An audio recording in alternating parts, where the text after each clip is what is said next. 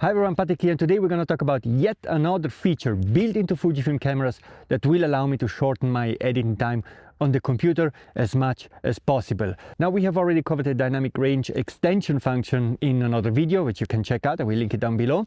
Also, they're a very beautiful hike also. And Fujifilm colors are also great to reduce the editing time, but there is yet another feature that I use quite a bit, and we're going to talk about it today. But before we can talk about it, I have to take some pictures. So I'm here with my GFX 100S, and I'm here in the Langental, which you have already seen in another video when I was here in winter. There you can also see some drone shots of this area, so I will link it down below if you want to check it out. But today we're not gonna just stay here down here in the valley, but we're gonna walk up to a mountain hut where there is a beer waiting for me surely, and then come down from another side, so kind of make a loop. I let you all the locations as usual down below in the comments, so if you want to come exactly here, you can park there. It's €8 a day for the parking for the whole day, and then we start the hikes here and come back. So now all I have to do is to start my hike and do this, I don't know, 900-meter elevation gain, and then we see you again and we talk about that feature. Okay, see you soon.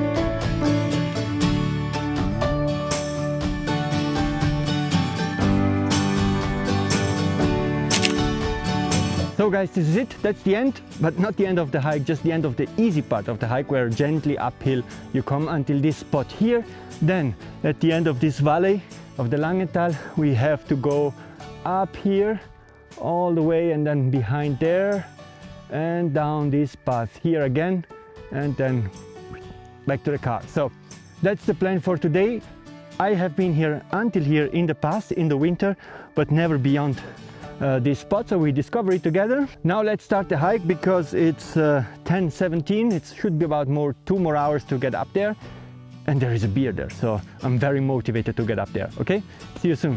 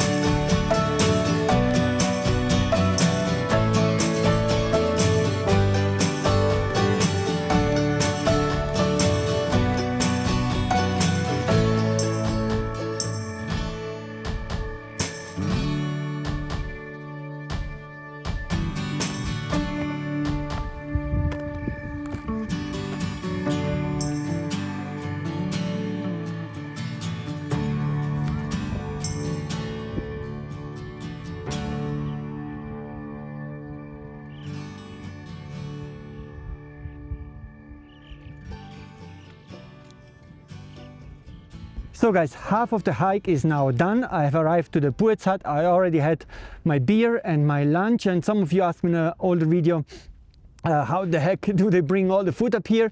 And yeah, they fly it. It's a helicopter. It comes here regularly and it brings all the food up here, so that we can get beer even at the most lost place in the Dolomites, because there are huts scattered all over the Dolomites, so you're never far away really from a hut where you can, in order of importance, drink a beer, food, and have shelter. And that adds a little bit of convenience now if you hike to the Dolomites, because you know you're never really far away from a place where you can get some food, some drinks, or eventually also sleep. To the hike itself, it was around 2.5 hours to come up here, with around 830 meters of elevation gain, so nothing really super difficult, and really also technically super easy. You just have to walk uphill and that's it. And then you arrive to this spot here, the hut I showed you already. This is the Valle Lunga that we came up. And then yeah, that's just a normal, regular view on the Dolomites. Beautiful. So now, before we descend, very quickly to that feature that we talked about in the beginning of the video, that I really appreciate a lot and really helps me to go to the computer as little as possible.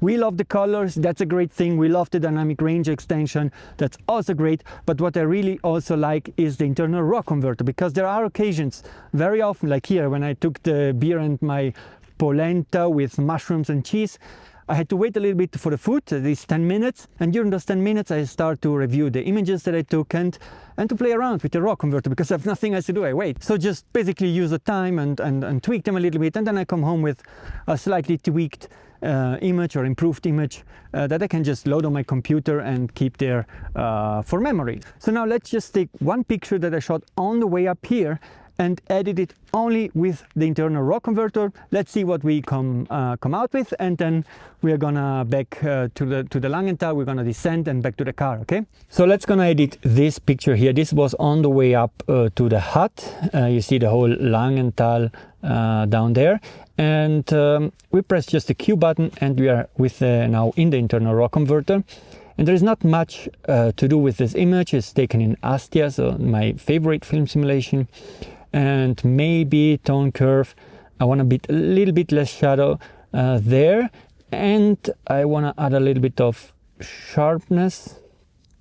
I mean, I have 100 megapixel, but a little bit more doesn't hurt. Here, clarity, definitely some clarity. That's nice here. Add to clarity. And I think I've left a little bit too much. I have a little bit too much sky. I can remove that. And the cool thing is about it, I can also kind of crop it, which is one of the things that I do most in post. I do in my life before I shot Fujifilm a lot of color editing and a lot of dynamic range recovery and colors. We have the Fujifilm color. I got that covered. Dynamic range, we have the various dynamic range functions that we explained in the last video, and cropping is something I do a lot also in post, and I can kind of do it also here. It's called image size, and I want to cut a bit the top and the bottom of the image, and I guess I will go here with 16 by 9. No, but I think this could work also with 65 by 24, so very panoramic. Let's gonna try it. And we're gonna create the image. Takes a while, and now we have it. So this is the edited image, and I think it works really, really well, and I can keep it as it is. I don't need to do anything anymore at home, and I'm perfectly happy with it. So I'm gonna store it, and that's it. That's the image. So I really, really like this feature, the internal RAW converter, and I think Sony doesn't even have it on its cameras. And that's kind of a deal breaker for me, because I use it a lot, because I take pictures and then I find always myself in a situation where I have to wait, and I just review the images that I took, and why not? I can just tweak them a little bit here and there, try to change film simulation or crop them or so. So and at this point I would like to say something to Fujifilm, because it's very handy to have this 65 by 24 aspect ratio. Here we have 100 megapixel GFX, but my X-T5, which is 40 megapixel, doesn't have this option, and I would like that added also on the X-T5. There are 40 megapixels, so that's plenty enough, I think, also to allow for this panoramic mode. Doesn't have it. My X-T3 doesn't have image size at all in the internal RAW converter, and that's also why I'm looking forward now to the X-E5, because that will have this option. But if I can point out something to Fujifilm, add via firmware also at least to the 40 megapixel cameras this option here, 65 by 24. So if you haven't tried internal RAW converter, try it out. It's a very handy feature, and play around with it and see if it is useful for your needs. With that said, we have only one thing left to do, and that's hike all the way down to the parking lot. Let's see how the second part of the hike is, okay? See you soon.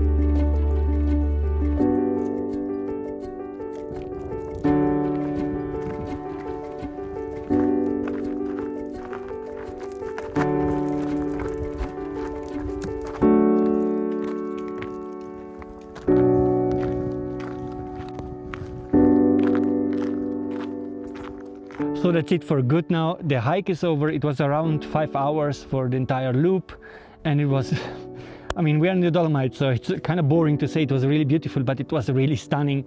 Also this hike, so I can recommend it. There are absolutely no challenges. It's technically super easy. The only challenge, so to say, is that you have around 830 meters of elevation gain to do. So that's the only tough part, but it's very doable also. That it's not technically difficult, and it's always really beautiful. So you're focused on all this beauty rather than on your effort. So I hope you liked the tour, and I hope it inspired you to go for a hike in your area too. And I hope also, if you didn't use yet the internal roll converter, that you might give it a chance. Maybe you play around a bit, and maybe you will find out that there is actually quite a lot that you can do already in camera, and then you can a bit shorten the time that you spend later on the computer to edit the picture. So I guess that's all for this video. I just wish you an absolutely fantastic day. Life is beautiful. Enjoy it as much as you can, and I see you sometimes again. Okay, goodbye, ciao. The only challenge, if you want so, is that you have about 830 meters of elevation. 830 meters of elevation. The 800 meters of elevation.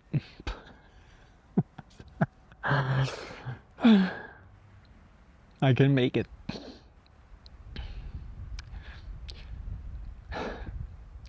The only challenge, so to say, is that you have around